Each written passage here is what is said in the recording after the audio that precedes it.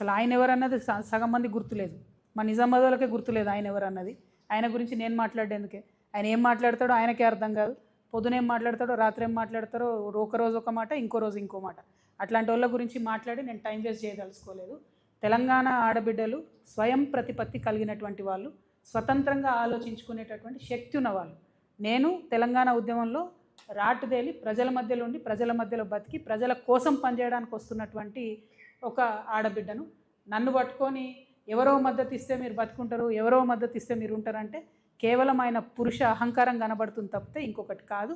ఇటువంటి మాటలు అరవింద్ గారు ఇంకోసారి మాట్లాడితే మంచిగా ఉంటుందని కూడా తెలియజేస్తాను. Thank you. జై తెలంగాణ. ఏమో నేను చెప్పిన కదా, ఆయనకు తలకాయనే లేదు. ఆయన గురించి ఎందుకు మనకు డిస్కషన్, వేస్ట్ ముచ్చట. ఆయనకు అరవింద్ అనేట ఆయనకు తలకాయ లేదు, ఉన్నా పని చేయదు, వేస్ట్. చారిత్రకంగా బీసీలని అనగదొక్కాలనుకున్నదే కాంగ్రెస్ పార్టీ. నేను కులాలు మాట్లాడే ఎక్కువ, నోట్లు ఏలు పెడితే మాట్లాడతా. మండల్ కమిషన్ చూడని వాళ్ళు లేరా? యువకులందరూ మీరు చూసి ఉండరు. నేను 9th క్లాస్ ఉంటుంది. లొల్లి లొల్లి దేశం మొత్తం. దానికి ఊళ్ళ కోసం మండల కమిషన్ బీసీలకే కదా. దానికి వ్యతిరేకంగా ఉండేనా అనుకూలంగా ఉండేనా? వీళ్ళు వ్యతిరేకంగా ఉండేనా అంటే గడబడలే ఆ రోజు. ఇలా బీసీలు అని మాట్లాడుతుర్రు, ఎక్కడెక్కడోలో బీసీలు మాట్లాడుతుర్రు. ఇలా ఒక కొత్త పార్టీ వస్తుంది, ఆమె కూడా బీసీ మాట్లాడుతుంది. కాంగ్రెస్ చరిత్రహీనుడు బీసీల గురించి మాట్లాడుతందుకు ఎవరికన్నా అస్సలు హక్కు ఉండదంటే కాంగ్రెస్ పార్టీకి ఉండదు. ఇప్పుడు కొత్త మేడం మాట్లాడుతుంది, పాత మేడమే కొత్త పార్టీ, కొత్త సబ్జెక్ట్.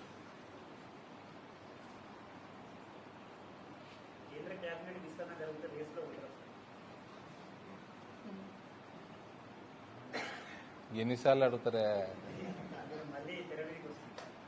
నా భారతీయ జనతా పార్టీని నిజామాబాద్ పార్లమెంట్లో తెలంగాణ రాష్ట్రంలో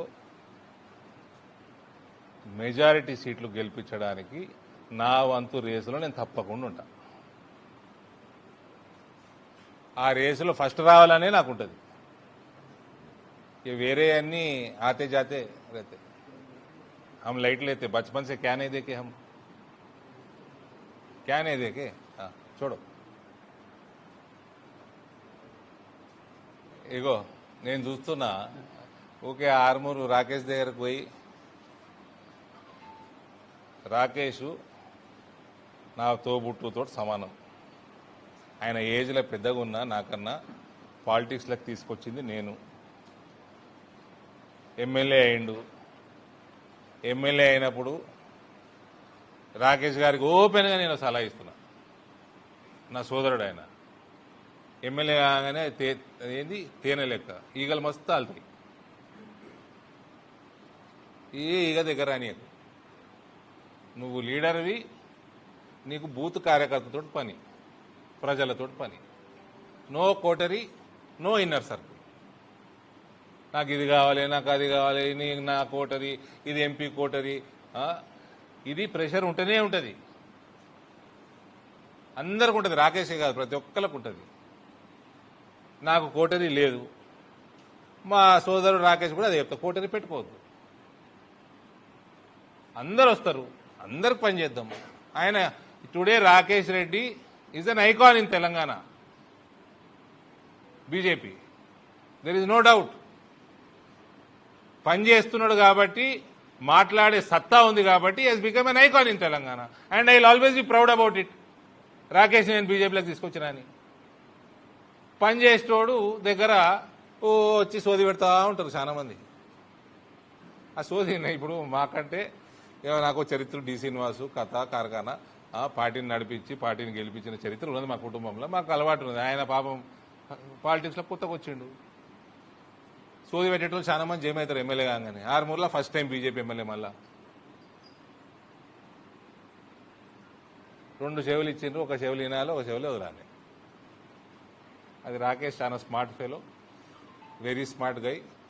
పెద్ద పెద్ద బిజినెస్లు చేసినోడు, ఈజీగా అర్థం చేసుకుంటాడు. మీరు దాని గురించి ఆలోచన చేయాల్సిన అవసరం లేదు. ఈ మీడియాలు బాగా ఛానల్ అయిపోయినాయి. ఎవడో రిపోర్ట్ ఇవ్వాలి, లాస్ట్ 15 రోజుల నుంచి కంటెంట్ లేదు. రాకేష్ రెడ్డి మధ్యలో, అరవింద్ మధ్యలో, లక్ష్మణ్ అరవింద్ మధ్యలో, ఈటల సంజయ్ మధ్యలో, కిషన్ రెడ్డి కింకోల మధ్యలో ఏమి గ్రూపులు లేవండి. చిన్న చిన్న సమస్యలు ప్రతి పార్టీలు ఉంటాయి, మీ ఛానల్లో కూడా ఉంటాయి. చెప్పాలనా? అన్ని ఛానళ్ళ చరిత్ర తెలుసు నాకు. అన్ని ఛానళ్ళలో ఏమేమి ఉన్నాయి అన్నీ తెలుసు రాజకీయాల్లో. ఎందుకు రాయలేనా? నేను రాస్తున్నా అంటే పెద్ద పెద్ద పేపర్ల కంటే ఎక్కువ ఉంది సబ్స్క్రిప్షన్ నాకు. రాయమంటావా?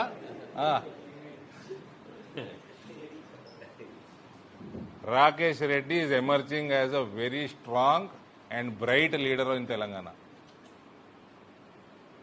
ఏమైనా ఉంటే మేమేం మాట్లాడుకుంటాం. అక్కడ ఫస్ట్ టైం ఎమ్మెల్యే వచ్చిండు కాబట్టి ఆశావాహులు పెరుగుతారు. పాత వాళ్ళని కొత్త వాళ్ళని బ్యాలెన్స్ చేయగలిగినంత ఆయన చేస్తున్నాడు, చేయలేనిది మేము చేస్తాం. అది మా ఇద్దరి మధ్యలో సమస్య. అది నా బాధ్యత, ఆయన కంటే ఎక్కువ బాధ్యత నాది. అది నేను చెప్పింది, ఇప్పుడు కూడా చెప్తున్నా. Armoor is a strong assembly segment for BJP. 2019 pole percentage for BJP was highest. Even in 2024 pole percentage is highest. మా దినేష్ 45,000 మెజారిటీ ఇచ్చినా అంటాడు. 45,000 మెజారిటీ ఇచ్చింది, హైయెస్ట్ మెజారిటీ నిజామాబాద్ రూరల్ ఇచ్చింది. But pole percentage 54% is from Armoor, 52 is from Nizamabad rural. అంత strong సెగ్మెంట్లో ఆశావాహులు ఎక్కుంటారు, పంచాయతీలు ఎక్కుంటాయి. ఆయన తల జుట్టు పీక్కుంటాడు. అంటే ఆయన నా అంత అదృష్టవంతుడు కాదు కదా, నాకు జుట్టు లేదు పీక్కొని. తోడు పీకలేడు కూడా.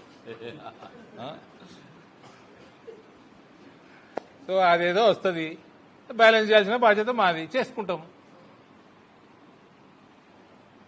మీరు జుట్టు ఎక్కువ. ఇంకా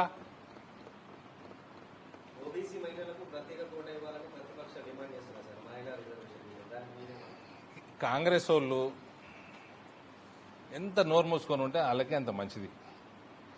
అందులో తెలంగాణలో మీ లఫంగ చరిత్ర నాకంటే ఎక్కువలకు తెలియదు. మండల్ కమిషన్ కాంగ్రెస్ అనుకూలంగా ఉండేనా? మండల్ కమిషన్ కాంగ్రెస్ వ్యతిరేకంగా ఉండేనా, అనుకూలంగా ఉండేనా? ఏం మాట్లాడతారు వాళ్ళు?